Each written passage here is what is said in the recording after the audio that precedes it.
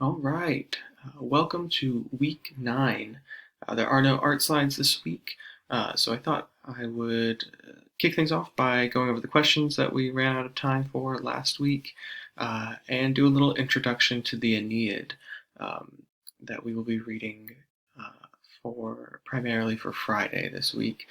So, week 9, we have about 2 more weeks left in Unit 3 before your next exam and then just a few weeks until the end of the semester from there. So, uh, question 1 from last week. What is the significance of the Punic Wars? The Punic Wars, again, there were 3 of them between Rome and the city of Carthage. Um, and the real significance, the thing that you should know from these wars is that by the end of the Third Punic War, Carthage was effectively destroyed by Rome, and they were the last large power in the Mediterranean, uh, the last power that could sort of mount an attack against Rome. So, with Carthage out of the way, Rome was in a pretty secure position uh, to sort of extend its control outside of the Mediterranean.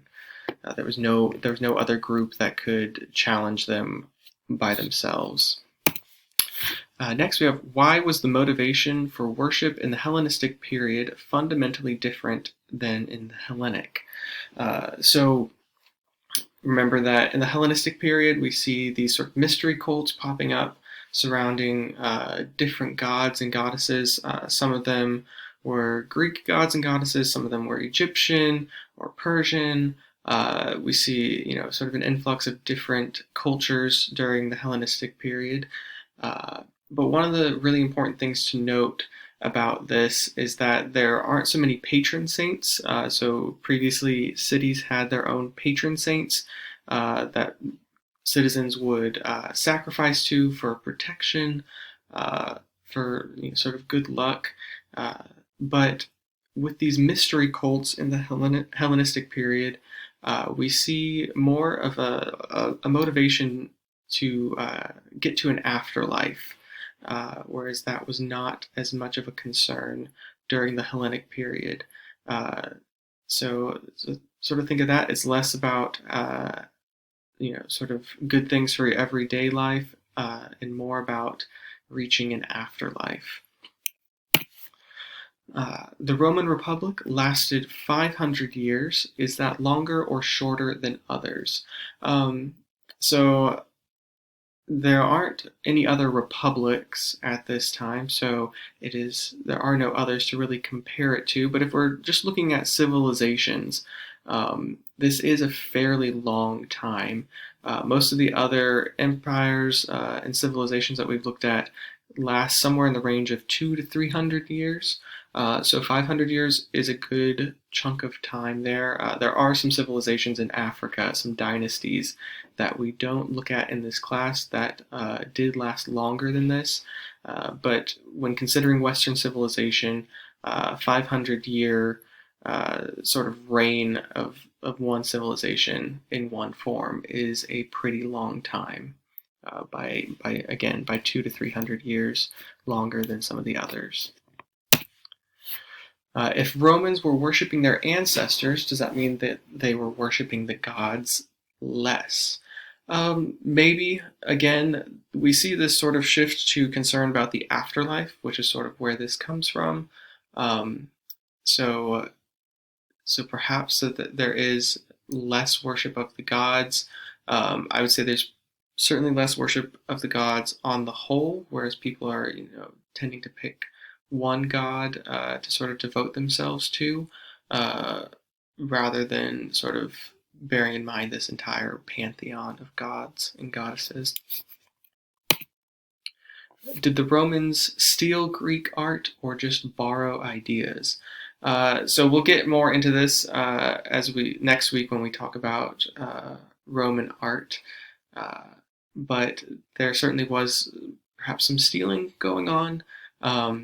But by and large, there were a lot of copies of Greek pieces of art, and we have the Romans to thank. for a lot of the Greek art that we have now. So a lot of the Greek art that we see that we've talked about already are actually Roman copies. So we know about a lot of Greek art through the Romans. We talked a bit about this last week, that they came to appreciate beauty through Greek culture. And so they stole a lot of Greek aesthetics in their artwork and in their architecture. Why are the classical Greek, Hellenistic, and Roman cultures considered different eras when they are so similar? So first, when we talk about eras, we're primarily talking about time periods. So that is going to be the first sort of way that we separate these three different cultures, is to do with time. They happen in three different times. But we're also looking at shifts in thought, shifts in philosophy, in politics, in art and culture in general. So again, classical Greek period ends with the Peloponnesian War. So we see a big shift in how Greek is being led politically afterwards, which has an effect on the artwork, on the popular thought of the day. So that's why we sort of make that distinction between classical Greek and Hellenistic, or Hellenic and Hellenistic. And then the Romans, while they look very similar to the Greeks at times, are an entirely different group of people. They come from a very different history than the Greeks. It's not just that the Greeks spread into Rome. Rome grew up out of a different group of people than the Greeks did. Oops. Oh, and I guess that was my last one. All right, so on to the Aeneid. So this is one of our primary sort of pieces of literature that we're reading in Unit 3. So we kind of have one or two of these for each unit. We began with the Odyssey in Unit 1, and then we had the Theban plays in Unit 2. So Unit 3 is the Aeneid, which was published in 19 BCE and written by a guy named Virgil.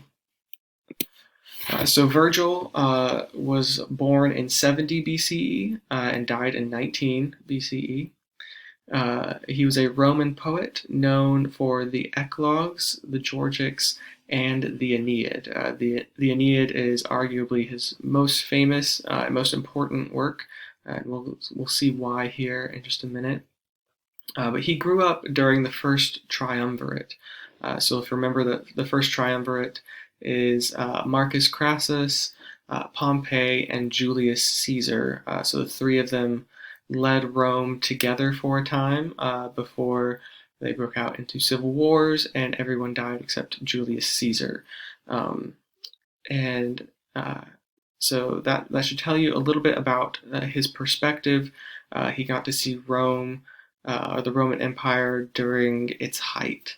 But Virgil's writing gained him wealth from patrons and favor from Octavian. So you'll remember our patron-client relationships, where patrons are sort of wealthy aristocrats or politicians that take on different clients who need help from them. So he was able to perhaps write for different patrons, and they would pay him for this. But he got the attention of Octavian, also called Augustus, the Emperor of Rome. And that is largely why we know him today. And it is Octavian that asks him to write the Aeneid. So Virgil died at the age of 50 in 19 BCE, before he was able to publish the Aeneid. So the Aeneid is mostly finished, but he supposedly wanted to edit it more, but Octavian made sure to publish the Aeneid after Virgil's death. All right, so a few things to know about how it is written, or how it was written. It uses dactylic hexameter, which you may remember from the Odyssey is the epic meter.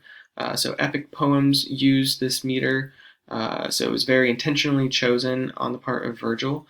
We'll see this again in Beowulf in Unit 4.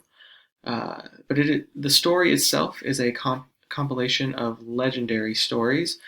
So it's things that would be familiar to the Roman people. So we've already talked a bit about sort of the legendary start of Rome that the Romans ascribed to.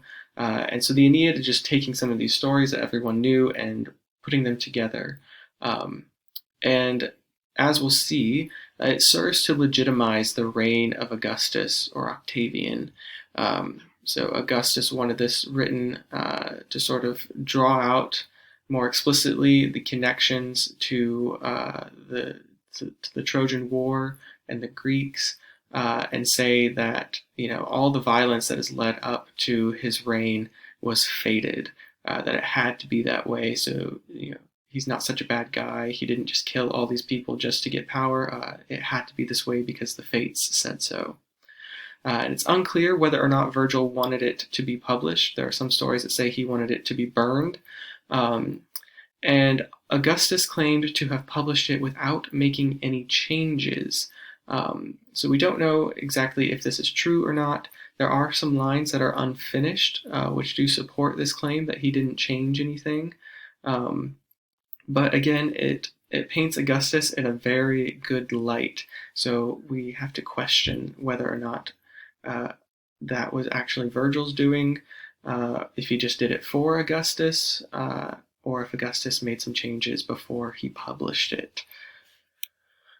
All right, and because this is an epic poem, we'll want to revisit some of the elements of epic poetry that Dr. Edmondson covered for us earlier this semester.